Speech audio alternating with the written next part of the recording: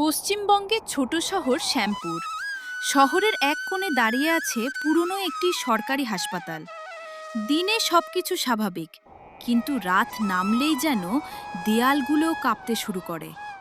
কারণ প্রতিদিন রাত ঠিক ২টায় এখানে কিছু অদ্ভুত ঘটে। তুমি কি শুনেছ রাত ২টোর পর করিডোরে অদ্ভুত শব্দ হয়? হ্যাঁ, যেন কেউ গর্জন করছে। এই হাসপাতালে সবার প্রিয় নার্স মেঘলা দত্ত। শান্ত, ভদ্র, দয়ালু, কিন্তু তার জীবনে লুকিয়ে আছে এক ভয়ঙ্কর অভিশাপ। আর ১০ মিনিট আমাকে ঘরে নিজেকে বন্ধ করতে হবে, না হলে আজও সর্বনাশ হবে। প্রতিদিন রাত ২টার আগে সে হাসপাতালের এক পরিত্যক্ত কক্ষে নিজেকে তালাবন্দি করে রাখে। সেই দিন হাসপাতালে ভর্তি হলো এক চঞ্চল যুবক, রুদ্র সেন। নার্স ম্যাডাম, আপনাকে দেখেই আমার হার্টবিট বেড়ে। ওষুধ খান, বেশি কথা বলবেন না। এই রুদ্র, সাবধানে কথা বল। ম্যাডাম রেগে গেলে কিন্তু ইঞ্জেকশন একসাথে 10টা দেবে। রাত বাড়ছে, হাসপাতাল নীরব। মেঘলা তাড়াহুড়ো করে ঘরে ঢোকে, কিন্তু আজ সে ভুল করে দরজায় তালা দিতে ভুলে যায়। ঘড়িতে বাজে ২টা।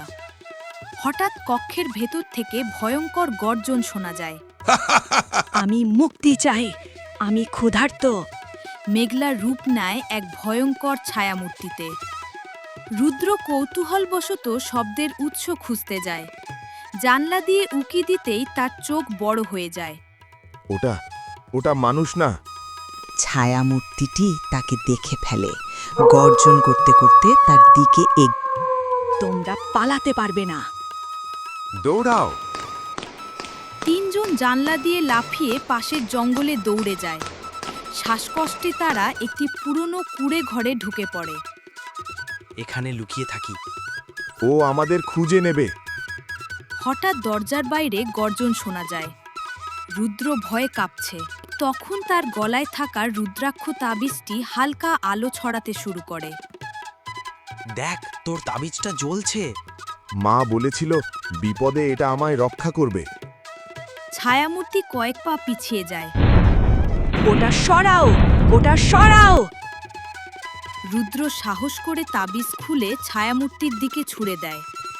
তাবিজ গিয়ে পড়ে মেঘলার গলায়। এক তীব্র আলোর ঝলক চারদিকে ছড়িয়ে পড়ে। অশুভ ছায়া ধীরে ধীরে শরীর ছেড়ে বেরিয়ে যায়। মেঘলা অজ্ঞান হয়ে মাটিতে পড়ে যায়। ভোরের আলো ফুটেছে, পাখির ডাক শোনা যাচ্ছে। মেঘলা চোখ খুলে যায়। তার মুখে আর কোনো ভয় নেই। আমি আবার স্বাভাবিক। হ্যাঁ, রাত ২টার অভিশাপ শেষ। তোমরা আমাকে নতুন জীবন দিলে।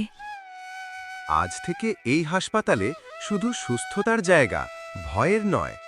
অন্ধকার যত গভীরই হোক, সাহস আর বিশ্বাস থাকলে জয়ী হবেই। ভয় থেকে পালিয়ে নয়, তার মুখোমুখি হয়েই মুক্তি পাওয়া যায়।